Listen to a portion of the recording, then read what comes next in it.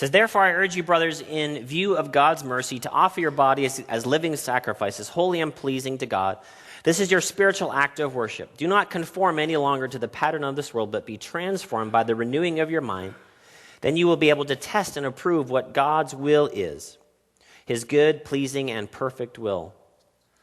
So that we're offering our lives, we're offering our bodies, we're offering who we are to God as a sacrifice, as worship. That who he has created us to be. And then we see in verse 2 it says, do not conform any longer to the pattern of this world. So God wants you to be a nonconformist. God wants you to be unique. He doesn't want you just to get in the rat race and just sort of walk with everybody mindlessly, like in the Matrix or something, that you're just walking mindlessly down the street. You have no thought about who you are, just sort of going through the motions. We're just doing our thing. What happens is many times, though, is we end up not conforming to God's will, and we just end up conforming to the world. Now, if you're between the ages of like 16 to 25, and you're thinking, if I'm going to be a Christian, I don't want to conform to who my parents are because I don't like it. So we throw out all of Christianity and everything because I don't want to conform to the image of my parents. You've got it backwards. You're not supposed to be conforming to the image of your parents. God hasn't made you to be them. And so here, my parents are living out Christianity this way, and I see them at home, and they're hypocrites. No, they're just human. And so we see this, and we're like, okay, they're Christians, and they're living like this. No thanks. And instead of going maybe on a journey of enlightenment and finding some things out, we just go to the culture. And we just conform to the culture. And here's what the culture offers me now and today. And this is what's available to me. And this is what life is about. And we just do the culture thing because we don't want to do what our parents are doing. But we've got it backwards. It's not supposed to be conforming to our parents or the world. We're supposed to be following God.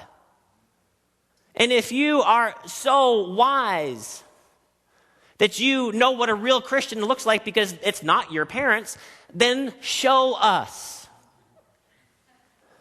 Tell us and show us how to do it. But no, not nobody does that. They just go on a path of self-destruction.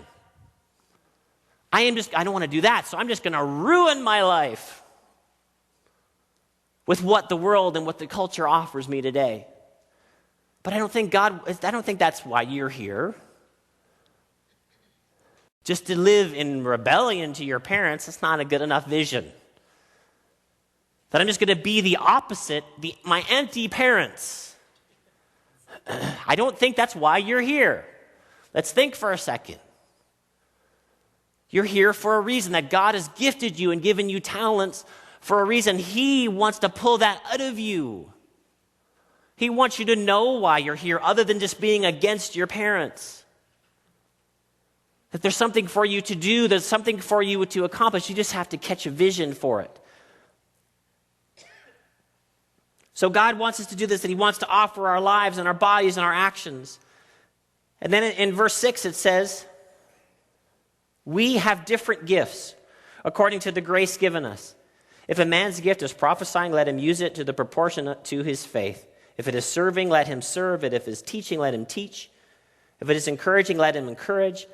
If it is contributing to the needs of others, let him give generously. If it is leadership, let him govern diligently.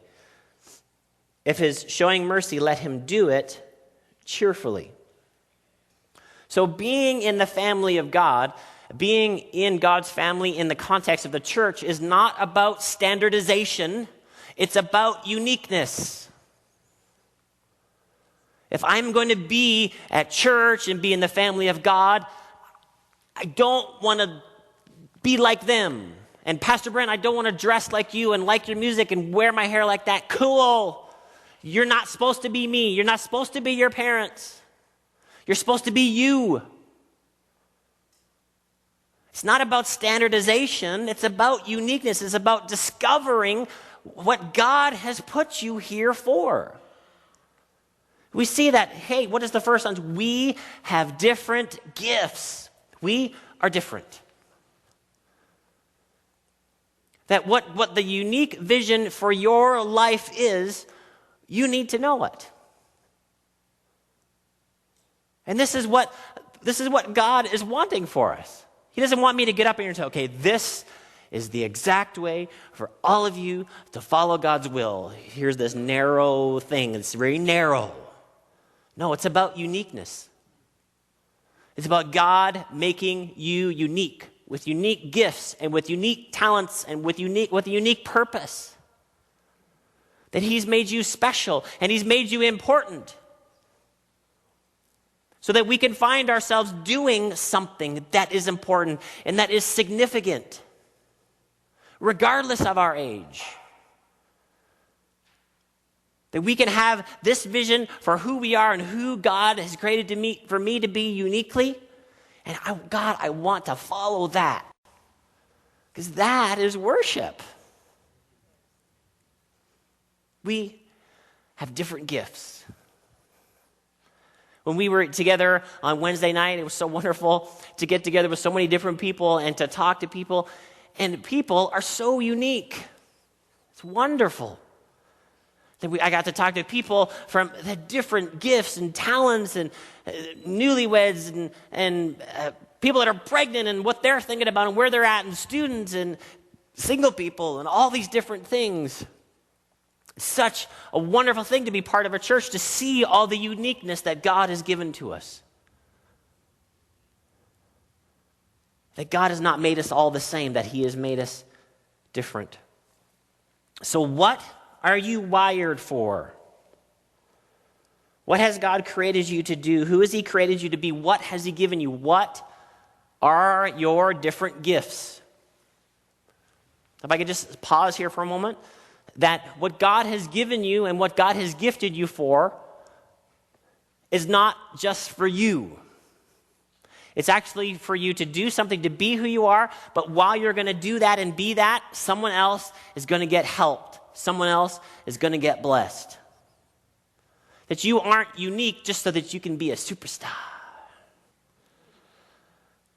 But God has gifted you and blessed you so that who you are and what you're going to do is going to be a blessing to others. We'll talk more about that in future weeks. When we have a clear vision that helps us set our direction, it serves as a roadmap and it simplifies our decision making.